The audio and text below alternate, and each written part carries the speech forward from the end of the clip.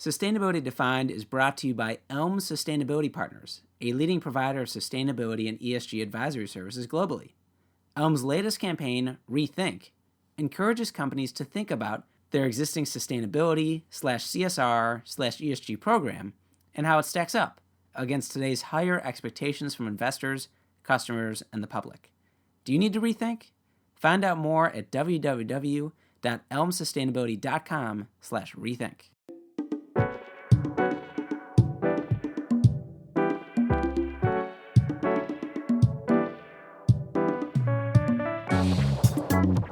All right, listeners, welcome back to Sustainability Defined, where Scott and I are here defining sustainability, one topic and one bad joke at a time. This is episode 42 on climate advocacy. Scott, I'm pretty excited about this one. I hope people have their signs, their funny signs ready, because that's critical to all advocacy, is it not, Jay? Well, Scott, you kid. However, this topic is a good one because this is like one of those that listeners can directly get their hands on, So whether that's in the form of signs supporting action on climate change, signs supporting sustainability defined, we're in favor of it all. My girlfriend and others, they sometimes, I don't know if I'd say make fun of me, but they point out the fact that I have a sign in my room from the climate march in D.C. that says, climate change doesn't care if you believe in it. And it doesn't, Jay. It doesn't. That is harsh. There's a picture of us got together from that. I believe I'm holding a sign that says, make sustainability great again. All kinds of intonations there. My mom was there too, right? Yeah, that was actually the first time I got to meet her. And if only listeners could have that opportunity, I'm a lucky guy. That should be like a Patreon thing. Well, and listeners, true. And listeners, I will say, check out our Instagram because a listener was lucky enough to get a handwritten note from Scott's mom plus stickers. So that's true. So take a look. Adrienne Breen could bless you with her attention as well, too, if you play your cards right. So, Jay, okay, here's what we're going to cover in this episode on climate advocacy. We're first going to do our normal thing, Jay, which is what is the thing we're talking about? What is climate advocacy? Then we'll talk about why climate advocacy is important. And third, we'll discuss strategies for successful climate advocacy. The fourth is top organizations working on climate advocacy. And then we'll branch into how listeners can engage in climate advocacy. And last, we'll explain our awesome guests who probably know a thing or two about funny signs. Brady Walkinshaw, CEO of Grist, and Varshini Prakash, co-founder and executive director of the Sunrise Movement. Two pretty high-level guests. I'm excited for this one.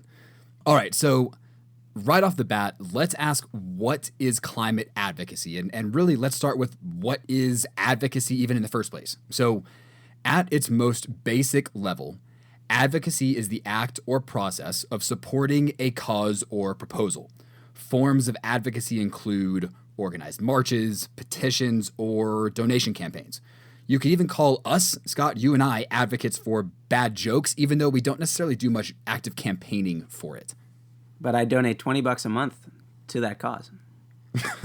And we invest a whole lot more time than that as well.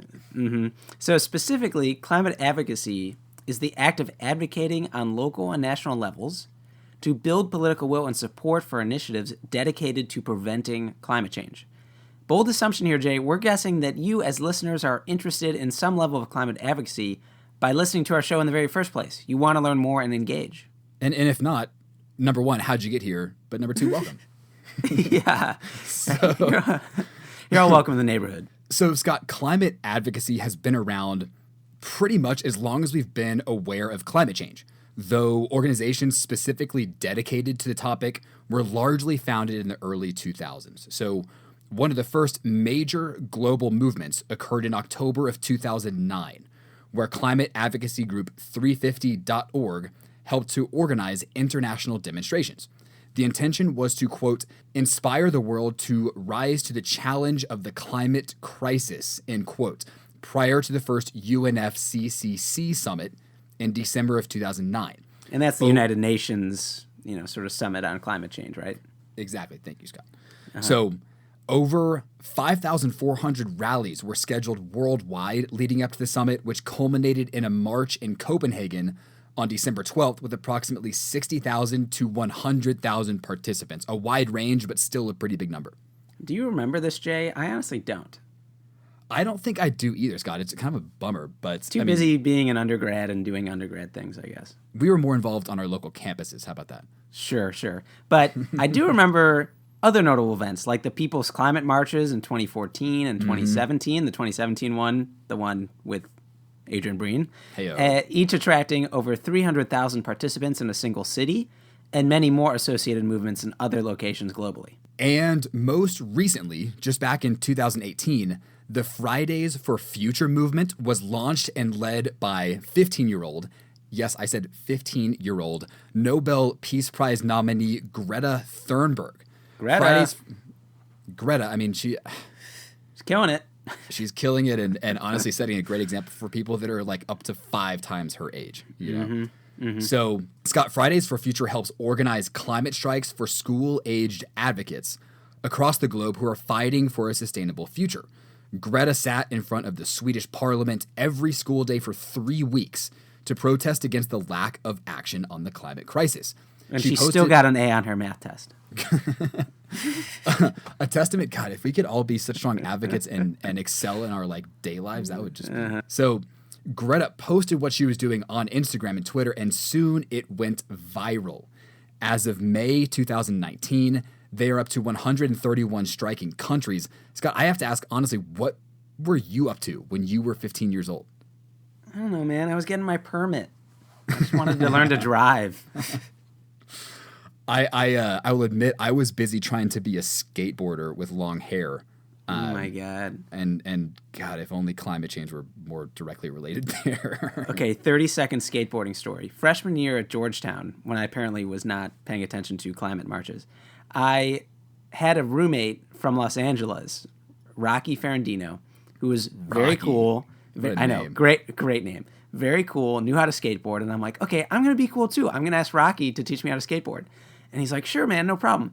He takes me out to the area near our dorms, and we were out there for maybe 20 minutes, and then we both agreed I should just not even try to do this. I just couldn't do it. I'm falling over. I'm not cool enough. Why don't we just spin that story, Scott, and say that you identified your capacity to get involved with climate at about 15 years old? Sure. All right, Jay. So why is climate advocacy important? Simply put, advocacy helps our elected representatives know what's important to us. To that end, climate advocacy has been having some effect. So, number one, a new study out by Reuters showed that climate change is rising up the list of voter concerns in the United States, with nearly 40% saying the issue will be crucial in how they cast their ballots in the 2020 presidential election. And Scott, this is a second poll you found, which goes across the aisle a little bit. Another recent poll found that 3 in 4 American voters want to see the government step in to limit carbon emissions, including a majority of Republicans. A really good find there. Yeah, and you're seeing Republican groups more and more talking about this carbon tax and saying that is a market-based solution to this. So we're seeing more of that. And there's also a lot of movement from Sunrise Movement and others talking about a debate specifically focused on climate change. I'm not sure if it's going to happen, but those are some other interesting things happening today. And while climate advocacy has raised the issue's profile, one study finds that we have less than a 5% chance of limiting the average temperature increase to 2 degrees by 2100.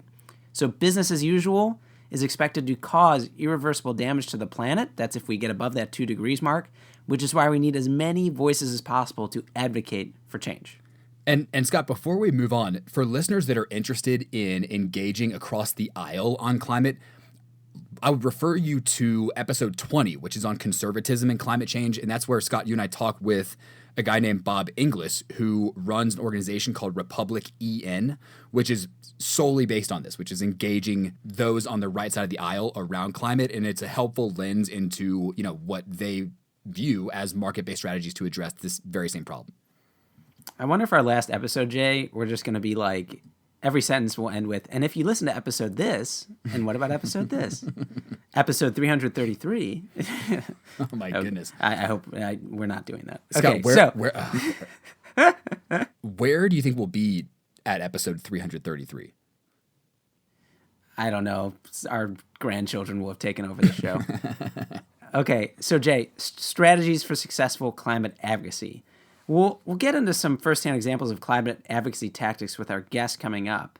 But Jay, walk us through what Eco America has to say. Right. So here's a primer. Eco America has provided 5 simple rules for climate advocacy. Number 1, lead by example. People are inspired when they see others taking action. Show them that climate action can come with a spectrum of benefits. This can come in the form of switching to clean energy, voting, and plenty more. Number 2, be human, relevant, positive, supportive, and solutions-oriented. The goal of climate advocacy is to inspire others to take action, connect with people personally, and highlight shared values and common ground. Number 3, stick to the basics. When it comes to climate advocacy, keep it simple and clear. Number 4, location matters. When you're talking about climate, start local. Talk about how climate and pollution affects family and friends, neighborhood, work environments, and the community. And finally, number 5, offer concrete action to solve a problem. I heard a lot of be solutions. Provide solutions. That's what I heard. Solutions, and simple. Mm-hmm. All right, Scott, walk us through the top organizations working on climate advocacy. So we already mentioned leaders like 350.org and Fridays for Future. Let's review some others here. So the most notable organization, perhaps, is the Citizens Climate Lobby. It has 528 active chapters globally. And CCL, it uses the idea of shared values to build nonpartisan support for local and global climate initiatives. It empowers advocates to address issues in their local communities. The main solution it's pushing for is a carbon fee and dividend, where you have that price on carbon, but then it's given back to people, sometimes in a progressive way, where you give out more to people of lower income. Another organization is the Climate Alliance. It maintains a powerful presence within the EU and has over 1,741 municipal members and 26 country members. Of course, Scott, we have Al Gore's group, the Climate Reality Project, which has a mission to make urgent action a necessity. It has nearly 100 local chapters across the U.S. in communities and on campuses. You can also do as Scott did and do their 3-day no-cost Climate Reality Leadership Corps training that Al Gore leads himself several times a year. Close to 20,000 people from more than 150 countries have gone through the training. Yeah, Jay, this was a pretty cool training with people from lots of different ages, from all across the country and globally. And there were a bunch of helpful sessions there, including how to tell your personal story and just going into the science of all this. And Al Gore gave his presentation. It was pretty cool. And then he gave like a 10-minute version. And he was very present throughout all 3 days. And at the end, what they do is they give you his slides. And they keep giving you his slides because he's constantly updating them. And then the expectation is that you'll go out and give this presentation. So I haven't done that yet, to be honest. It took did the training a couple months ago, but it's definitely something I want to do at some point, is to get out there with this presentation. Ideally to a group that hasn't drunk the Kool-Aid yet. Right, exactly. But Scott, we'll give you partial credit for pitching it on this podcast. Listeners, on top of Al Gore's slides, we found a bunch of great resources on the Climate Reality Lab's website, including a state data map and a guide on how to talk about the science of climate change. And that's going to be linked in our show notes, which are, of course, posted on our website.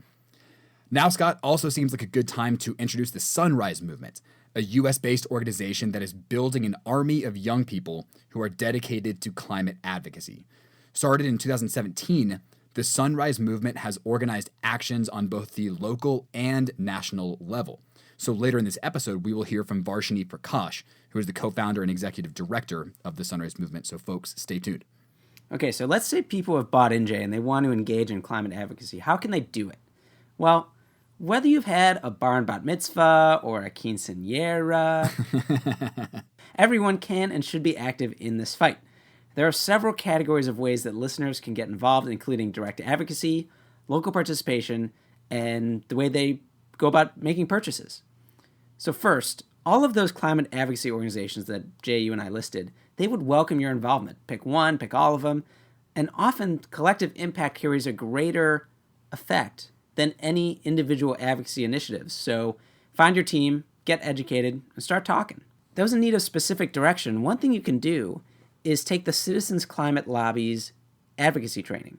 So CCL offers 2 live trainings a month, and you can also watch a pre-recorded version on demand. And from there, you can volunteer at local chapter events or even establish a new chapter if one doesn't exist near you. Listeners can also take local everyday actions, such as simply writing a letter or signing a petition to advocate for a stable climate. And honestly, this may sound trivial, but according to EDF Action, nearly 9 of 10 congressional staffers say that a personal email from a constituent can influence how undecided representatives choose to vote. So definitely do not dismiss it. Individuals can also advocate for climate change directly by employing a conscious consumer approach to the brands they choose and purchases they make. Scott, you alluded to this earlier. Research your favorite companies to understand what they are doing to directly control their scope 1, 2, and 3 emissions, and speak up if you think they need to do more. Customers are often the most important stakeholder of a business, so a collective vocal group of customers could inspire a business to act. Scott, of course, here's time for another plug for an episode of ours, which was our supply chain emissions episode with Walmart, where folks can learn more about scope 1, 2, and 3 emissions. Nice. And look to also see if a business is going beyond having a nice sustainability report and is actually getting out there and being vocal and advocating for climate action. For example, in May 2019, more than 75 major companies lobbied Congress for that price on carbon. The companies involved included Mars, Pepsi, Nike, Gap, and Microsoft. And Scott, you hit a very important point there. A glossy, flashy sustainability report is not the same as really being active on this stuff. So good thing to keep in mind. Now, Scott, you know what else listeners can do? They can just keep on listening because our esteemed guests coming up are going to provide some ideas on their own. They could also tell other people about the show because then that gets more support for climate. It's its own form of advocacy for both the climate and our show. Well played. Thank you. So our first guest is Brady Walkinshaw, who is the CEO of Grist. Brady is a former politician who served in the Washington State House of Representatives from 2013 to 2017. He now leads Grist, which is described as an independent, irreverent news outlet and network of innovators working towards a planet that doesn't burn and a future that doesn't suck. And then we've got Varshini Prakash, co-founder and executive director of Sunrise Movement. As we mentioned before, the Sunrise Movement states that it's building an army of young people to stop climate change and create millions of good jobs in the process. Sounds good to us. Let's see what they got to say.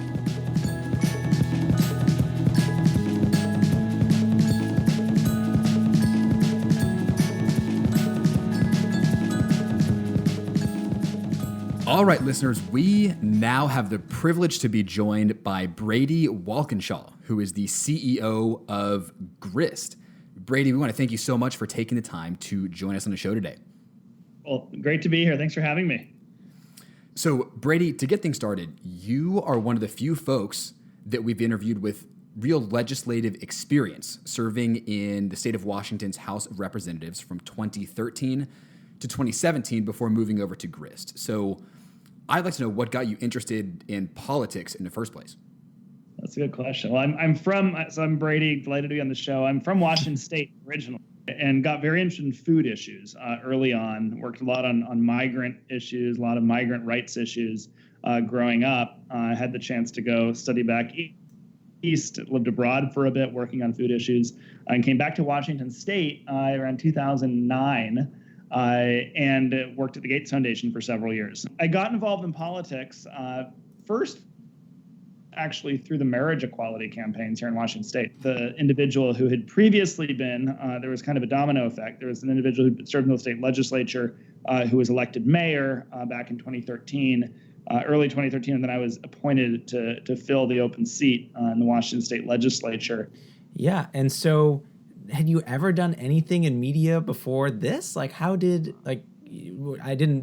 don't remember reading. Did you kind of lose an election and then say, well, what am I going to do? And then, I could work in media. How did that happen? I really felt like I wanted to go into culture and media work coming out of politics because I felt that storytelling was so important, that a lot of things about how we advance ideas really is what creates the environment for which to advance kind of progressive issues, and specifically environmental issues, through a political system. So a lot of that storytelling and communications came from your time representing the central Seattle area.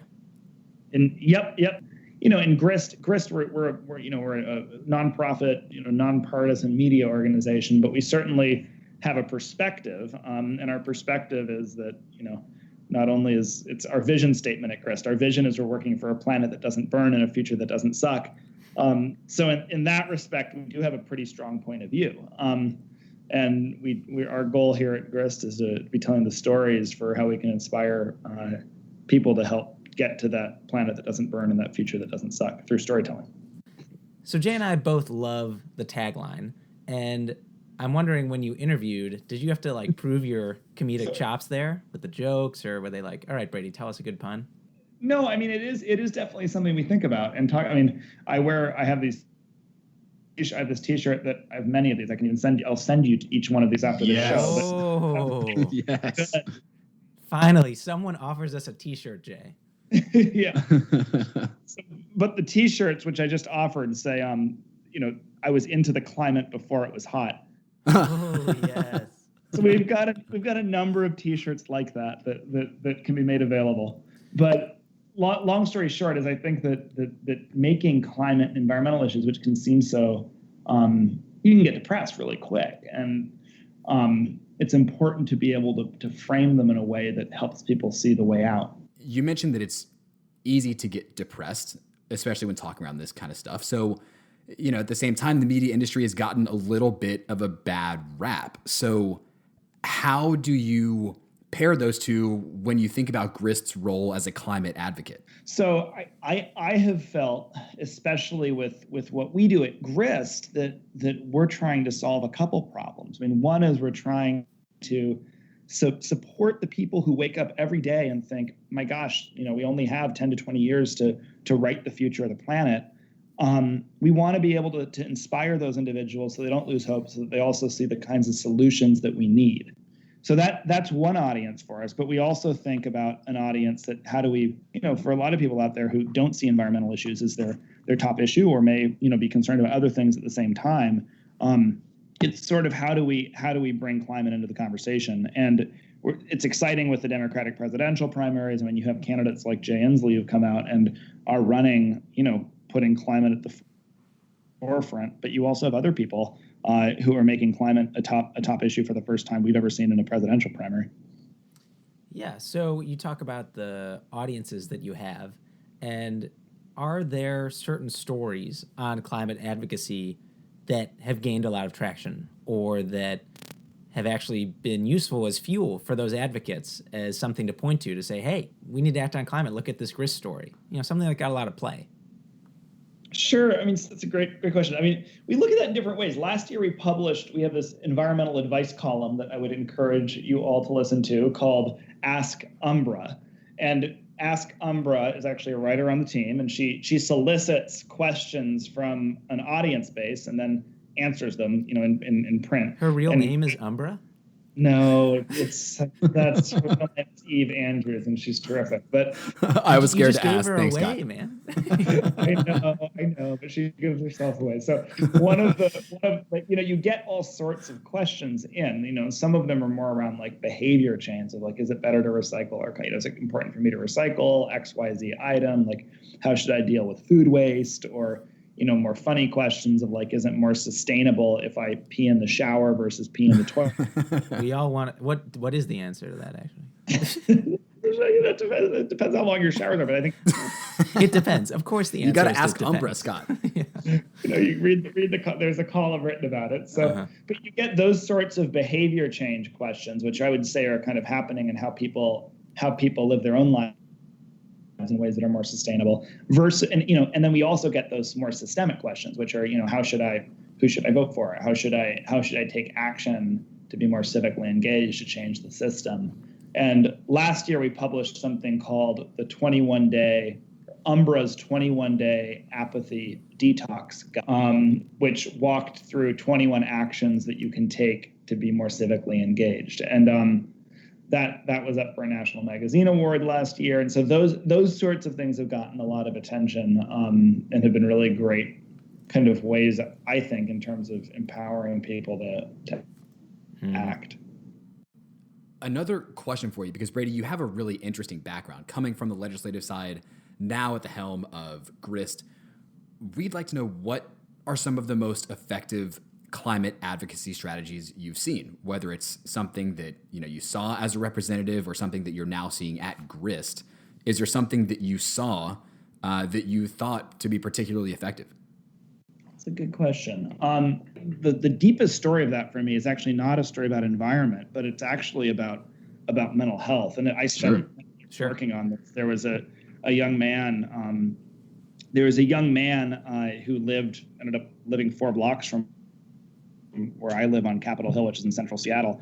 His name was Joel Reuter. And right around the time I was appointed into office, I remember going to work one day at the Gates Foundation and seeing a lot of yellow police tape around an intersection. And, fast forward a story, he'd been shot and killed by the police in Seattle. He'd struggled with mental illness and schizophrenia for many years.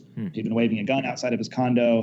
Really, really tragic story. And fast forward 6 months, I was in the legislature, and his parents sought me out and came to meet with me about introducing legislation that would help to make it possible for family members to petition when they knew a loved one or a child in their family was struggling with mental health, to get them access to care. And that had not been a law in Washington state. And that brought an issue to my attention that I ended up working on for several years, and we passed a lot of legislation around it. But that was, I think the story that I would take from that is that people have really powerful personal stories that you can, the power of a personal story is extraordinary in being able to move policy and legislation. I would say actually on a lighter note, another example, which again is not about environmental issues, but it's a very organized, effective group of people. There's a group called Grandmothers Against Gun Violence, who would just show up in your legislative office so frequently. They'd bring you fresh cookies, and they'd sit down and talk. The power of the cookie. That's a strong in right there. Bake a good cookie, yeah. But the power of the cookie and talking about gun violence and impacting, grandchildren of theirs and so forth. And those stories were also very powerful. Those are great examples, Brady, and cool to see how you've been able to trace that all the way from the beginning of kind of, what happened in this story to the ultimate legislation that was passed as a direct result of it. I'm wondering if there are any misconceptions that you've noticed about climate advocacy over your time, whatever those might be. Well, one thing that's exciting to me is I think increasingly we are seeing, as more people recognize that climate change is not a purely partisan issue, I think that we are seeing windows of opportunity to make progress in ways that take climate change out of a partisan frame. Okay, and so let's say that some of our listeners want to be more effective advocates, and they want to go beyond just making sure to vote in their local elections. What would be your tips on how they can be more effective advocates? How can they tell better stories and break through the noise? I think a lot about thinking about how that story connects to your own life, and then thinking about the people to whom you can tell that story that matter. And sometimes those people are your neighbors or your family, or sometimes those people are friends with whom you might disagree, and sometimes those people are legislators. But I think getting out there and telling that story in different ways is powerful. So I think if you ask yourself, how many times have you told a story about why climate or decarbonization in any of its forms is important to your daily life, whether that's about, what you eat, or whether that's about how you get to work, or whether that's about the kind of energy you use in your home, or whether that's about how you vote. I think telling those stories to those around you and to people who you see that matter, I think that is where those things start to change. And by way of comparison, I remember back during the push for marriage equality across the country, you had a lot of examples where, early on in states like Massachusetts, where you had the legislature approve marriage equality in the mid 2000s, or through the courts in the 2000s, if you took a public opinion poll and you asked how many people know someone who identifies as openly LGBT, those numbers were remarkably low. And what you saw was, now if you ask that question in Washington State, it's probably over 90% of people in the state know someone who identifies as openly LGBT. And I think the way that we also build kind of the movement for change on climate is to also make a lot of that personal, which is to say, how many within the last month, how many times the people who you care about talked about climate or brought this into the discussions that you have in your daily life. So I think just making stories more present. And Brady, you mentioned earlier, I think you said you'd compiled a list of about 21 ways that readers could get more civically engaged. Perhaps that could be a resource as well. Absolutely, yeah. It's called Umbra's 21-Day Apathy Detox Guide. The name alone is fantastic. So, Brady, this is going to be our last question for you, and it's a question that we ask all of our guests that join us for the show. So, let's say we're all now maybe in Seattle at some kind of function, a get-together, a party, and the topic of climate advocacy comes up. Maybe this is a very climate-forward party we're at. And we want to share some fact or some statistic or some nugget about climate advocacy that our other partygoers will it might just blow their minds. They might drop their drinks. It's so impressive. It's so amazing. What might that party fact about climate advocacy be? Here's something I think about a lot. So I grew up in a bilingual household. My mom spoke to me in Spanish. My mother's Cuban. My dad spoke to me in English. And there's a quote, especially now, that I think about a lot, because I think it reflects what we try to do with advocacy. What I think it reflects a lot to do with advocacy and storytelling. But it's a quote in Spanish that goes, "Quisieron enterrarnos, pero no sabían que éramos semilla."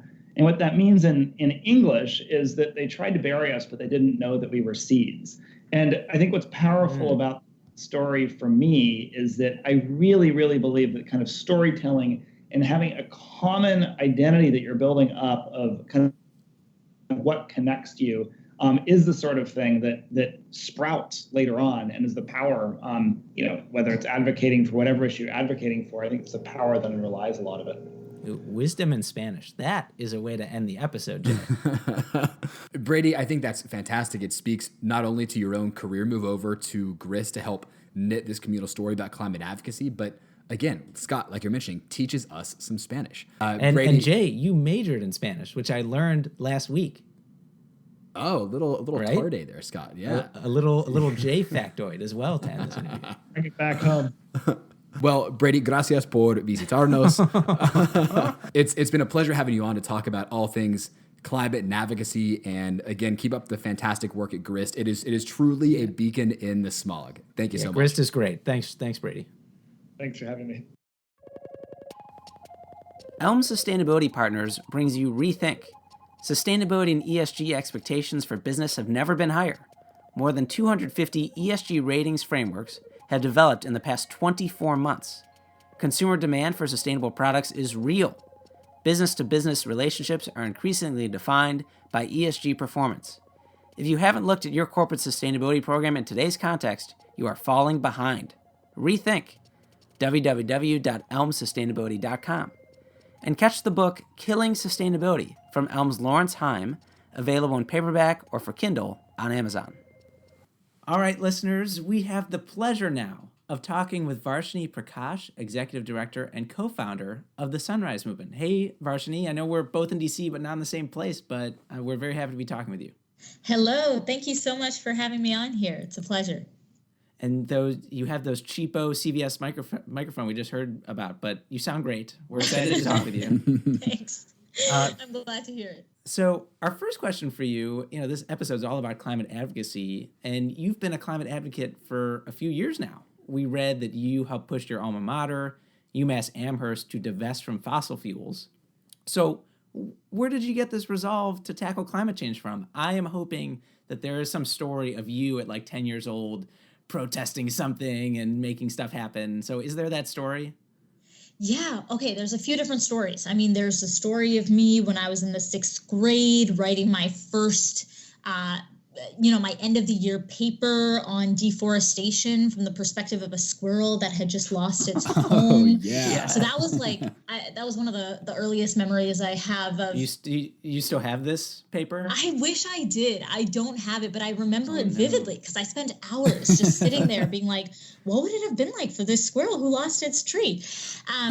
But no, for real. I mean, I was 13, 14, 15, learning about the climate crisis, learning about the fact that people all around the world don't have enough food to eat and water to drink, about the privatization of things that ought to be, essential rights for humankind, and was just like teenager feeling angsty about this stuff. I still feel pretty angsty about it, and wanted to do something about it. But frankly, there was no actual climate movement at that time in America.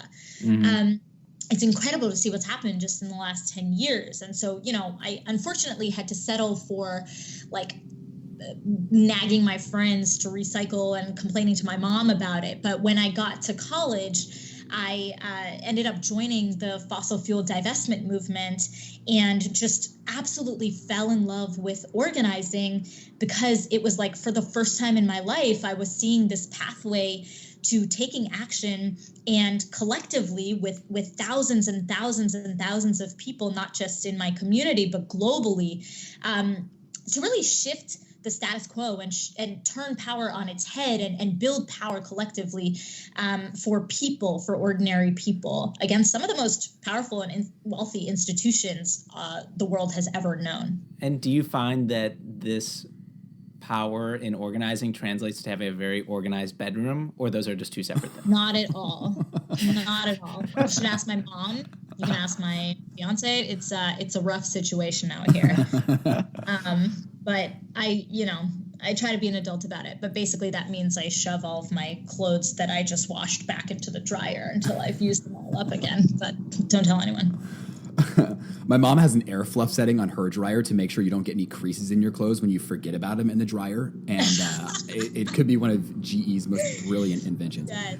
However, best. Varshini, maybe your bedroom and clothes might not be organized, but fortunately, the Sunrise Movement is extremely organized. So as we're reading about you and the movement, we read that to understand how to best create an effective movement, your team spent 1.5 years in study before you officially launched the Sunrise Movement. So can you tell us about some of the lessons you learned about being an effective advocate during that 1.5 years, and then how you are implementing them now in Sunrise?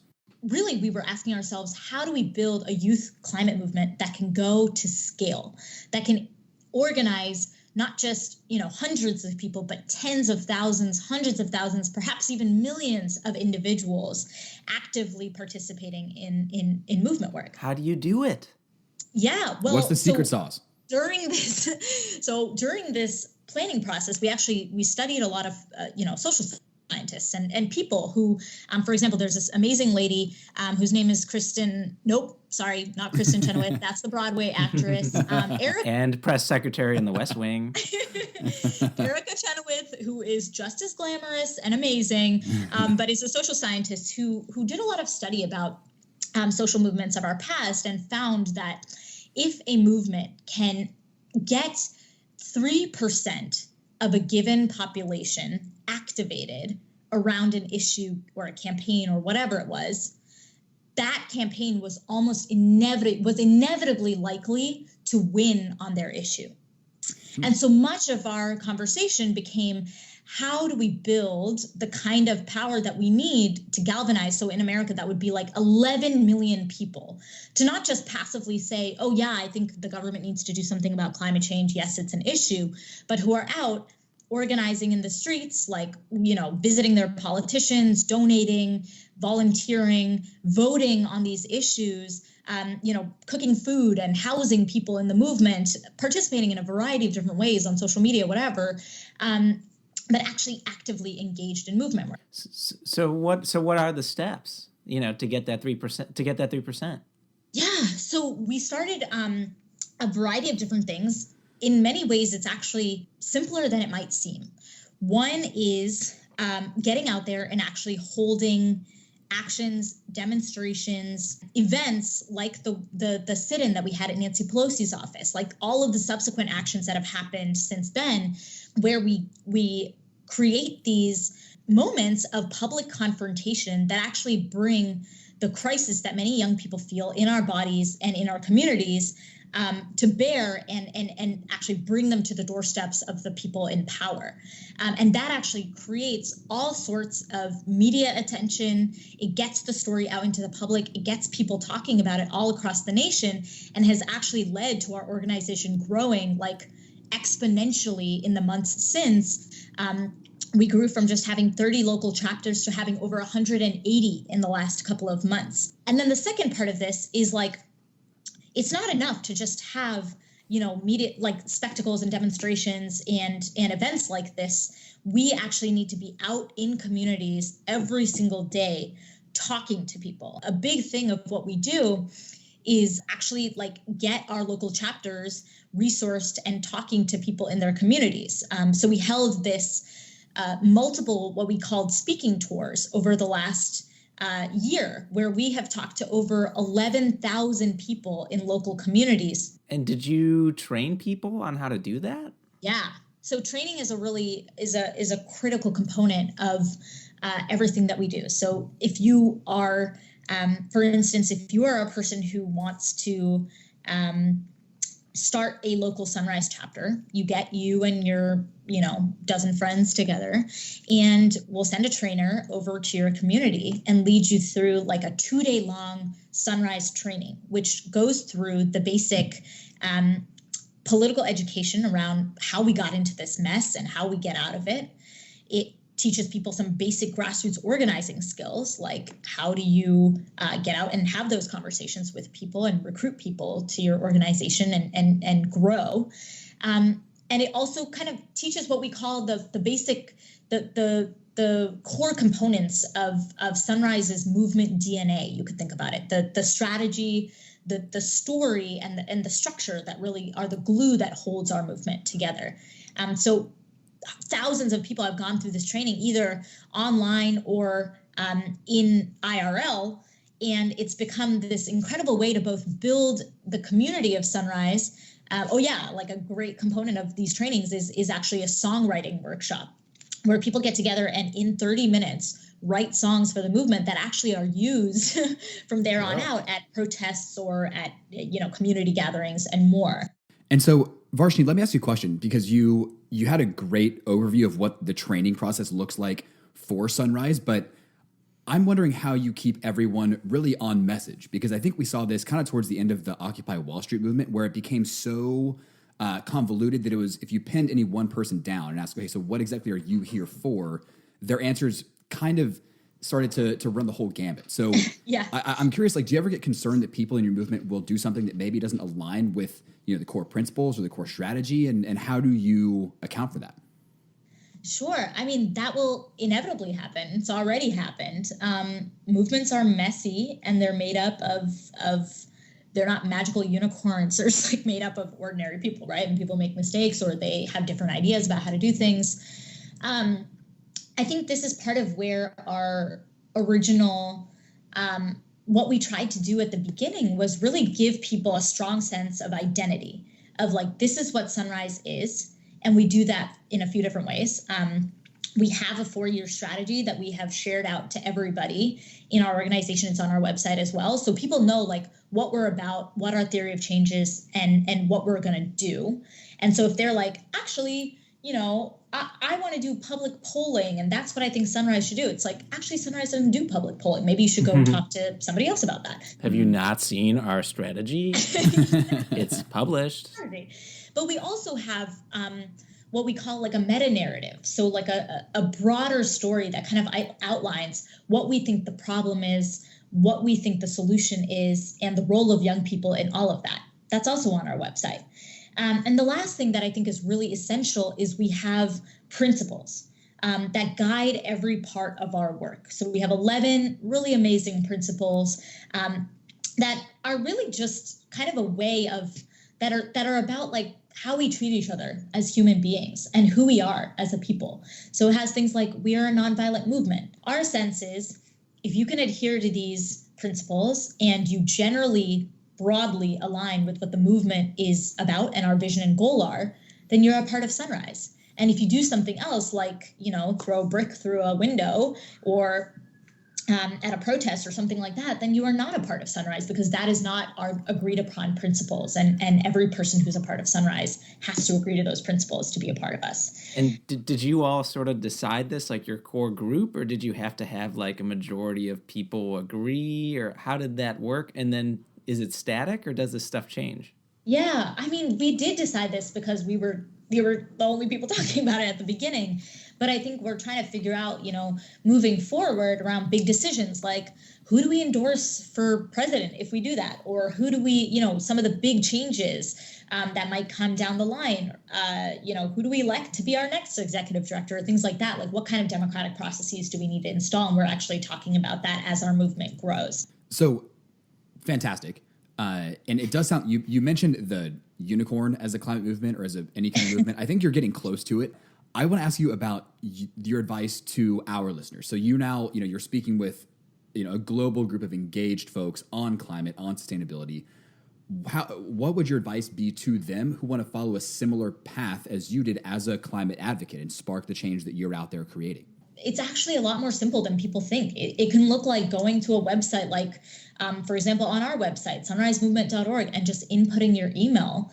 And it takes you through a whole survey of the different ways that you could be involved and give to this movement. And we have a strong principle in Sunrise that anybody is welcome, whether you can give 30 minutes a week or 50 hours a week. It is all valuable. We need everyone to make a contribution to make this movement as big as possible.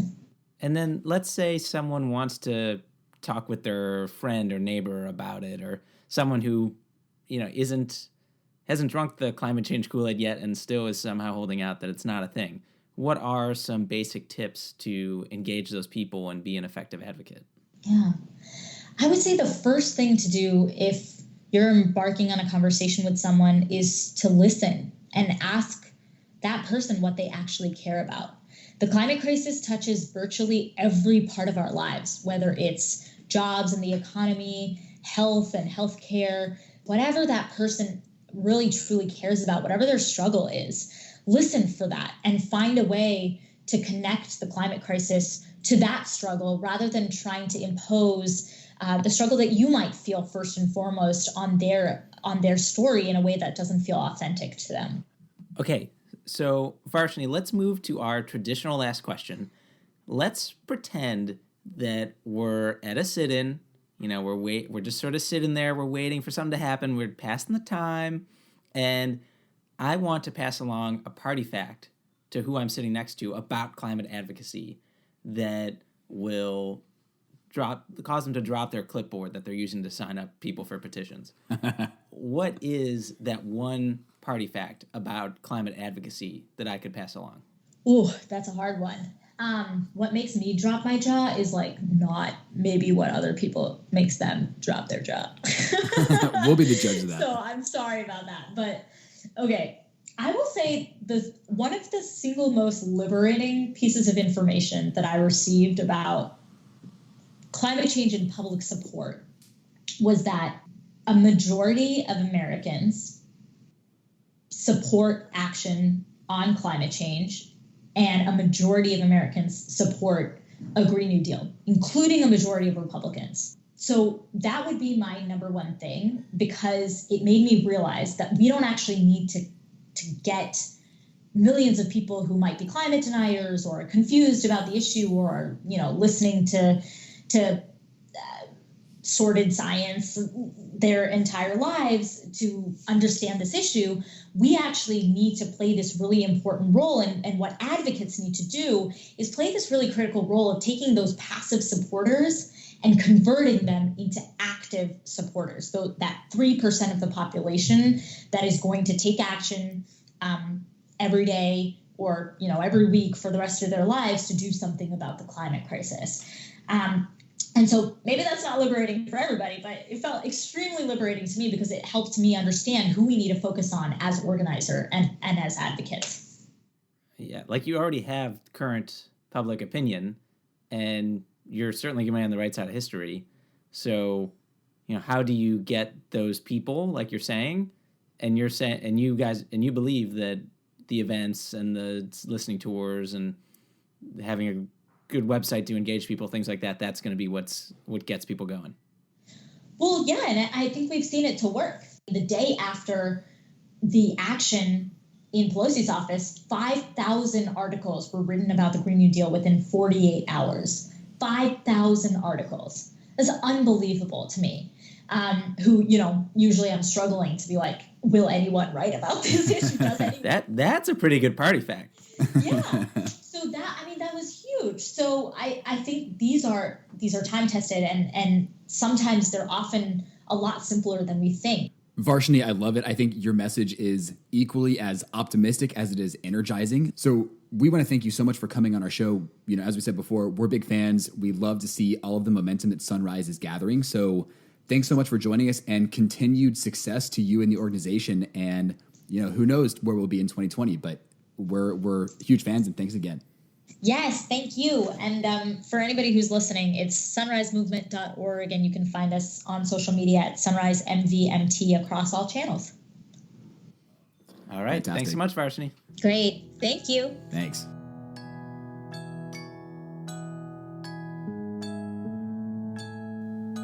All right, Scott, as this episode on climate advocacy comes to a close, I come to you with an actual joke. Are you ready for this? Okay. Scott, what do you call a bicyclist advocate? I don't know. That would be a spokesperson. Oh, spokesperson. Do you know the other day in bicycle maintenance, I do this a little every once in a while. I replaced a spoke. Easier than you would think. It's pretty cool. Good for you, Scott. He's cute, charming, and handy. He's learning. Okay, so Jay, let's thank some people here. First, Potions and Square Peg Round Hole for the music. Want to thank Annabelle Mercer and Samantha Birch, who are helping us with our upcoming marketing plan, so thanks to them. Also want to thank their classmate, Shannon Parker, for helping us with these awesome research notes in the Duke Masters in Environmental Management program. So together they have made this episode pretty Duke heavy. Love it. They're masters. Also like to thank Matt Ahrens for helping us out on our social media accounts, and to Lisa Pesach for all kinds of just amazing design work that she helps us out with. So, Jay, nobody took us up on this call for editors who have experience or want experience in GarageBand, but we're going to put it out there again. Please email us, hosts, HOSTS, at SustainabilityDefined.com, if that is something you're interested in. We'd love your help. Also, please rate, review, and subscribe to the show. Jay, I think there's a review you want to read. There is a review I want to read, Scott, and it's barely a week old. It is posted from us from Christinity1. Says, I listen to almost every single episode. Every one of them is super interesting, useful, and most importantly, funny. Christinity. You shouldn't have. Oh. Actually, you should have, and others should too. Yeah, and she did this on July 16th, right, Jay? So if you're listening to this, in the month between now and the next episode, we'll see it and we'll read it. We're going to pick one to read. So the funnier, that's the one we'll read. So don't you want to hear us mispronounce your iTunes subscriber name? All right, Jay, I think that about does it. You all stay sustainable out there. I'm Scott Breen. And I'm Jay Siegel. We will see you next time.